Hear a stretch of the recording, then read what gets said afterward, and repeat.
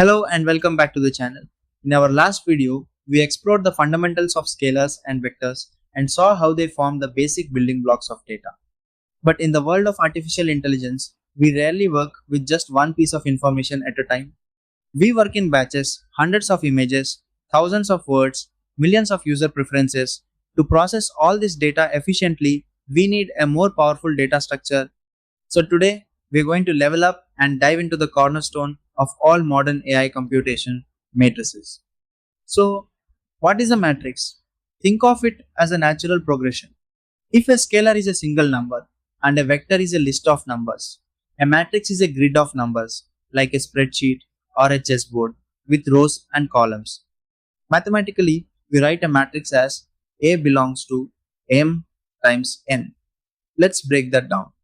A is the matrix, usually written in bold or uppercase. M is the number of rows.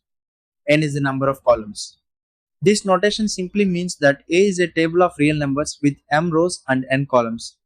We refer to individual entries as matrix A, I, J. That's the element in the ith row and jth column. Remember, the first index is always the row, the second is the column. Now, here's why matrices are absolutely essential for AI. When you're not processing one data point but a whole batch of them, you need a matrix. For example, if you have 100 images and each image is a vector of 784 pixels, you put them all together into a 100 by 784 matrix. Every row is one data point, every column is one feature. In machine learning, the input to a neural network is often a matrix. The weights are matrices and the output is a matrix. Everything in deep learning is matrix operations under the hood. A matrix is how you handle multiple data points efficiently. It's just numbers arranged in rows and columns, but it allows your model to process a whole batch of information at once. Let's make this concrete with an example. Imagine you have 3 students, and each student has 4 test scores. That's a 3 by 4 matrix. Each row is a student, and each column is a test. Here's what that looks like. To feed this into a model, we don't process each student one at a time, we process the whole matrix at once. The model can apply weights, compute predictions, and learn patterns from this matrix. This is how every batch of data in machine learning is processed, from images to user profiles to sensor readings. Now let's connect matrices to real ML applications. In neural networks, every layer is a matrix multiplication.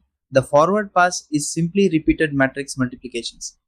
In large language models, attention mechanisms compute matrices of similarity scores. The famous Q times K transpose you hear about is just matrix multiplication. In computer vision, batches of images are stacked into matrices for efficient GPU processing. In recommendation systems, user item ratings are stored as matrices, and techniques like matrix factorization find hidden patterns. The key insight is that matrices are how you process batches of data, efficiently master them, and you master AI computation. How you use matrices every day without realizing it. In Google search, billions of documents and queries are processed as matrices when computing relevant scores. On Netflix, the entire user movie rating system is one giant matrix that gets factorized to find what you might like. In voice assistants, audio spectrograms are matrices that get processed by neural networks to understand your voice.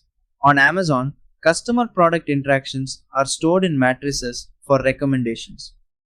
Let's summarize what we've learned about matrices. A matrix is a grid of numbers, the fundamental data structure for batch processing in AI, and every neural network layer is essentially a matrix operation.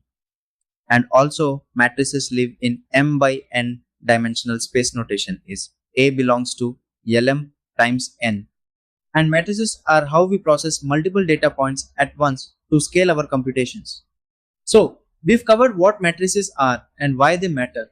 But in machine learning, it's all about what you do with them.